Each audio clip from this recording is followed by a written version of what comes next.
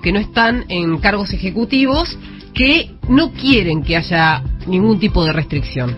Porque hay 8,5 millones de personas entre trabajadores informales, independientes y asalariados en negro que viven de un salario que el Estado no registra. Entonces, si esas personas no salen a trabajar, no tienen para vivir, sobre todo aquellos que cobran por día.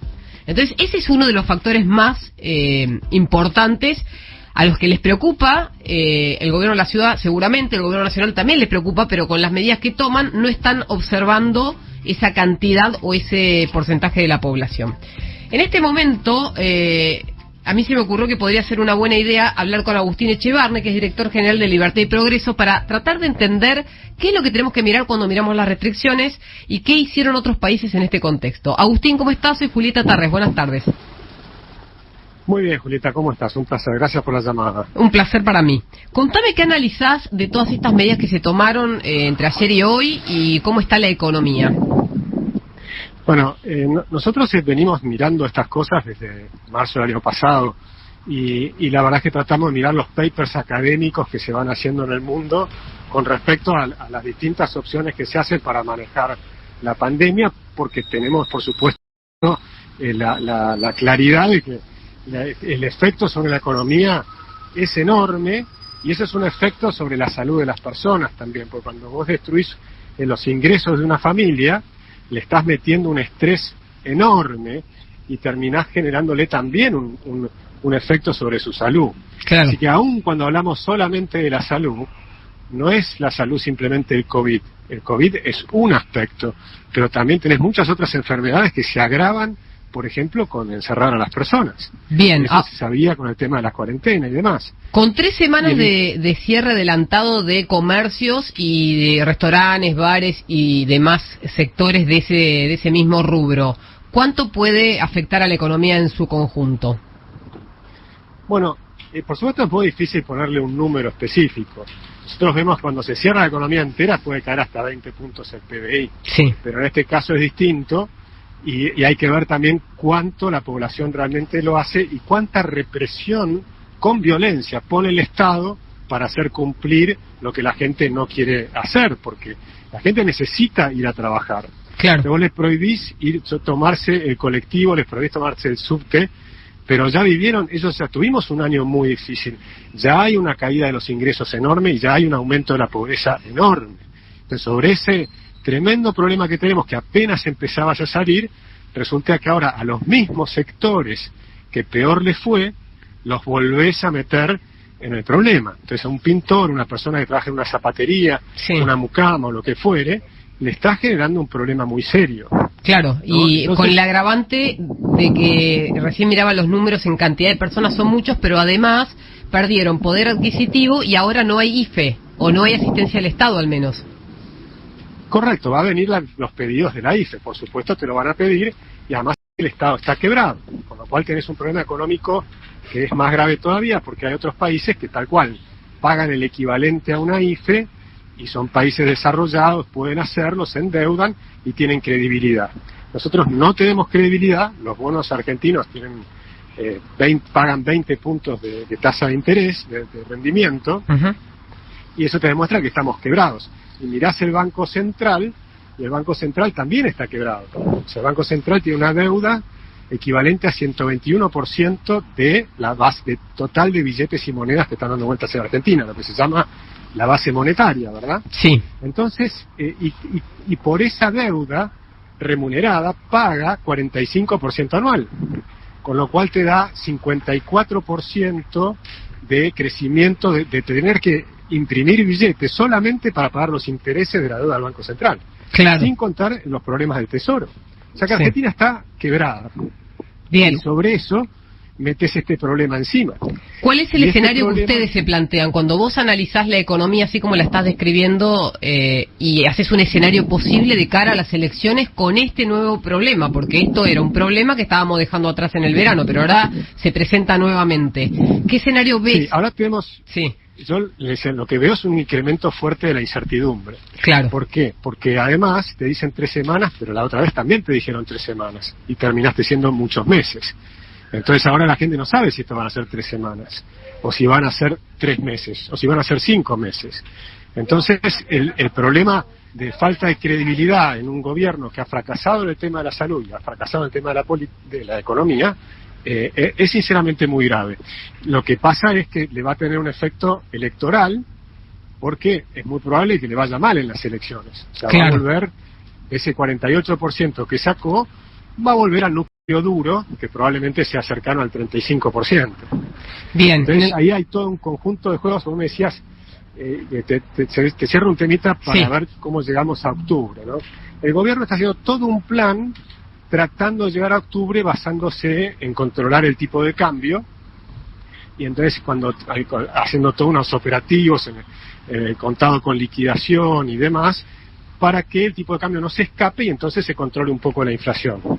Pero por debajo se sigue agravando el problema. Entonces, aunque lleguemos bien a las elecciones, relativamente bien, porque el campo está andando bien, los 2 primeros trimestres del año son fáciles desde el punto de vista fiscal, porque ingresa todo... Cosecha gruesa, claro. Sí. Claro, la cosecha gruesa y demás, y ahora entra el impuesto a la riqueza, que de nuevo es pan para hoy y hambre para mañana, porque la gente que va a pagar ese impuesto automáticamente tiene en la cabeza cómo hago para que no me lo vuelvan a poner.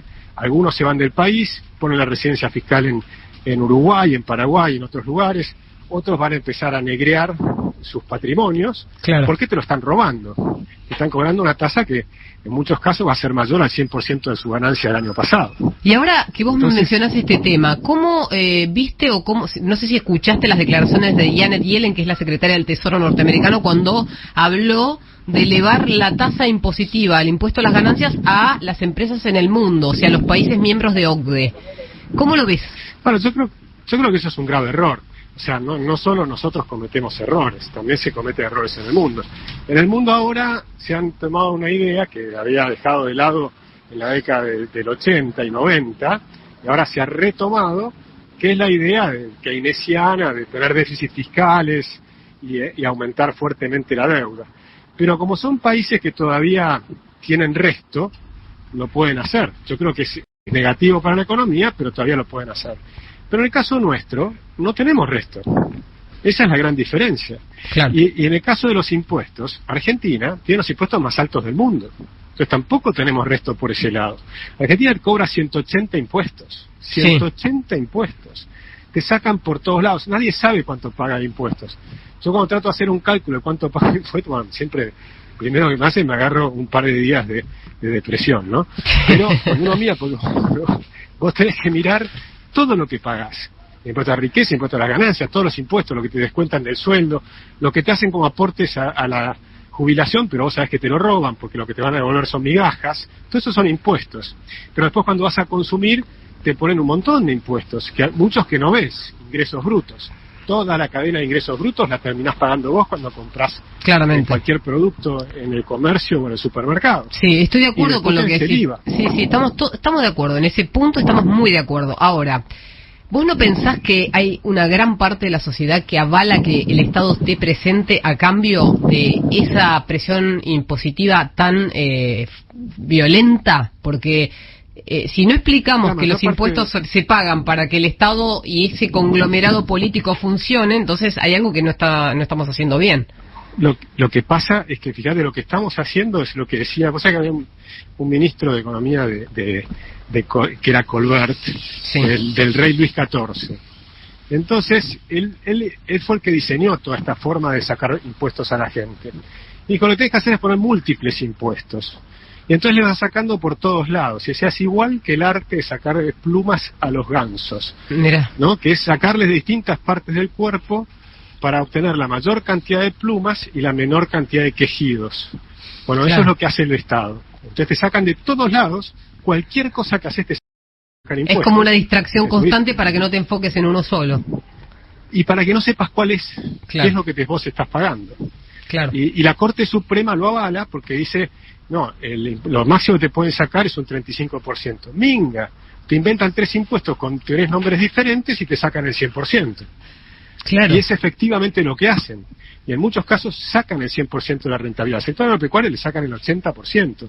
O bien te ponen las retenciones y después te ponen el cepo, que es otra forma de impuesto. Porque finalmente un chico que te está produciendo un video de YouTube y se lo vende a Estados Unidos y le pagan en dólares, de cada $100 que le pagan, el Estado se queda con 70. Sí. Estamos hablando de un chico de 18 años. Sí. Entonces, explícame por qué le sacan 70% a un chico de 18 años que recién empieza. Y porque es el país de la campaña política constante.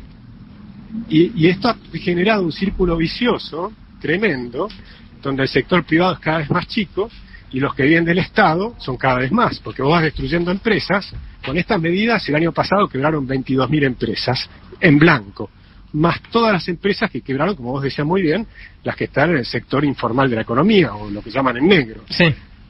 Entonces, cada empresa que quiebra es una persona más que te demanda planes sociales. Entonces vos achicás el sector privado y el Estado tiene cada vez más clientes. ¿Cuánto cambió eso? Bueno, antes era 7 contra 7, 7 millones contra 7 millones. Sí. 7 millones de trabajadores en blanco, en el sector formal, sí, contra 7 millones que recibían algún cheque del Estado, por ser empleado público, por jubilación y por planes sociales, por ejemplo. Bueno, ese número ahora es 7 millones contra 22 millones. Explícame ¿cómo vas a hacer para que esto funcione? Argentina no puede funcionar, a menos que hagamos realmente cambios estructurales muy profundos, y además no van a ser indoloros, porque cuando llegó el gobierno anterior, sí, algo intentó, claro, pero podría haberlo hecho aprovechando que había capacidad de endeudamiento. Ahora ya no tenés capacidad de endeudamiento, así que lo tenés que hacer sin colchón. Sí, entiendo lo que decís, pero vos no coincidís, va a ser mucho más difícil. No coincidís en el punto en que cuando Mauricio Macri asumió como presidente y formó su gabinete, al menos el primer gabinete, pensó en hacer este tipo de cambios, quizás no tan profundos como hubieran sido necesarios, pero inmediatamente empezó a tener la mirada, si querés, cruzada de la población. Ya cuando él modificó parte del sistema tributario, que lograron bajar, recuerdo, en un año 1.7% de la presión tributaria, que no es nada, pero era un montón en ese momento, y después cuando se fue, esa reforma se revirtió y aumentaron los ingresos brutos 3 veces. Sí, lo que pasa es que para mí la pifiaron de entrada, porque sí, vos dirás, ¿cuál es la primera acción de cualquier gobierno? Nombrar el gabinete. Sí. Y cuando nombrás el gabinete ya mostrás la dirección hacia dónde está yendo.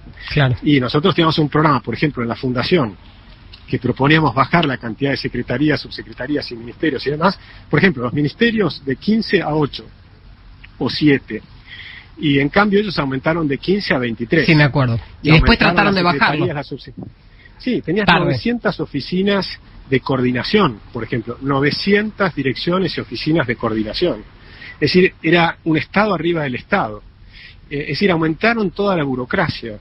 Eso es lo contrario de lo que había que hacer. Entonces tenían una visión errada que después la trataron de revertir. Si recordás, 2 años más tarde achicaron la cantidad de ministerios, sí, y qué sé yo, pero cuando ya estabas entrando en la crisis. Sí. Y ahí entonces ahí ya tenías un problema que los hicieron entrar en la crisis del 2018, y bueno, ahí ya fue la tarea del bombero, ¿no? Como lo que pasa al gobierno actual, lo que está haciendo es lo del bombero. Claro. Tapan una cosa, se le incendia otra, tapan esa, se le incendia otra, y van así, pero no hay un programa de reformas. No, pero lo que pasa es que vos necesitas que la sociedad te acompañe para hacer la reforma, y si la sociedad no te acompaña es muy difícil, no importa el gobierno que sea. Bueno, yo creo que primero tenés que mostrar, primero que las reformas serían muy beneficiosas para la sociedad, muy beneficiosas. Pero llevan tiempo de impacto, o sea, la política pública tiene un tiempo, vos sabés, o sea, no tomo la decisión hoy. Es muy rápido. ¿Sí? ¿Tan rápido? Es muy rápido porque si vos, por ejemplo, tenés 180 impuestos y eliminás 170, el alivio es inmediato para un montón de gente. ¿Pero cómo haces para financiar el Estado con 10 impuestos? Bueno, entonces tenés que hacer simultáneamente una cantidad de cosas. Pero, por ejemplo, si vos eliminás la inflación con una reforma monetaria, como hizo en su momento, por ejemplo, Cavallo, que lo hizo en los 90, sin contar lo que pasó al final y no entrar en todo ese debate porque no vamos a tener tiempo, sí, pero en el inicio, una reforma monetaria te hace bajar la inflación y simultáneamente bajás la tasa de interés. Y eso es expansivo, se expande el sector privado. Sí, eso genera te permite confianza, hacer otras reformas. Sí. Vos tenés que generar que haya un aumento del empleo privado de 1 millón de personas por año. Claro. Ese es el objetivo de cualquier plan. A vos te tienen que decir, bueno, ¿cuál es el plan que tiene el gobierno para generar 1 millón de empleos privados por año. Bien. Esa es la respuesta que tiene que tenerte cualquier entrevistador que tengas, que venga, que entrevistes a una persona del gobierno, preguntarle cómo van a hacer ustedes para generar 1 millón de empleos por año. Porque si no generas 1 millón de empleos por año, Argentina no sale adelante. Y del sector privado, no incluyas ni un solo empleado público. Pero entiendo que por cada millón de personas que ingresa al sector privado, tiene que crecer el PBI mínimo 3 puntos. Por cada millón. Pero es que Argentina tiene que apostar a crecer al 7% anual. Bueno, yo estoy de acuerdo con vos. El tema que son las medidas que se toman. Que hacen las reformas. Claro, pero la política no toma esas medidas. Bueno, cuando vos mirás los países que han salido, hay muchos países que han tenido 20, 30, 40 años de decadencia. Argentina lleva muchos más. Sí. Pero los países que han tenido 20, 30 años de decadencia y cambiaron, es porque los políticos decidieron cambiar. En parte porque los votantes cambiaron, votan diferente, y entonces empiezan a cambiar. Yo creo que ahora hay mucho más gente que comprende que la salida no es por el Estado, Bien. que la salida es por el sector privado. Mientras te vengan diciendo que la salida es por el Estado, yo ya sé que no salís. Bien. En cambio, si vas a tener a alguien que te va a decir, mira, la salida es por el sector privado, porque esa es la salida... o sea, esto no es una utopía, es lo que quiero decirte. Esto lo han hecho un montón de países en el mundo. Por ejemplo, Lituania, Letonia, Estonia, Polonia, la República Checa, Australia, en su momento Inglaterra. Bueno, sí, Inglaterra en los 60, 70, ¿no?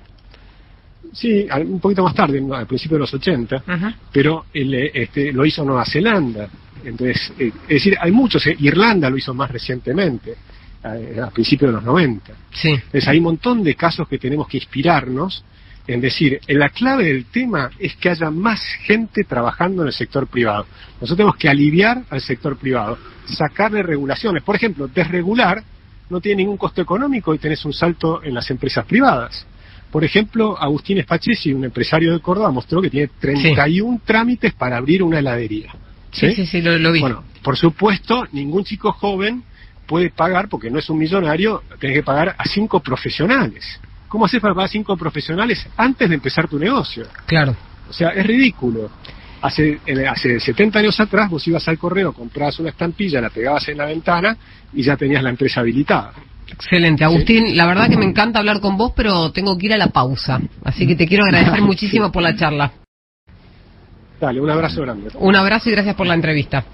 Fue Agustín Echevarne, director general de Libertad y Progreso. Muy interesante proyectar sobre distintos escenarios, ¿no, Viviana Aye? Sí. Mirá si pudiéramos hacer todo eso. Claro. Pero hay que cambiar culturalmente, porque cuando el Estado toma una decisión, si vos no la apoyás, es muy difícil que el político de turno siga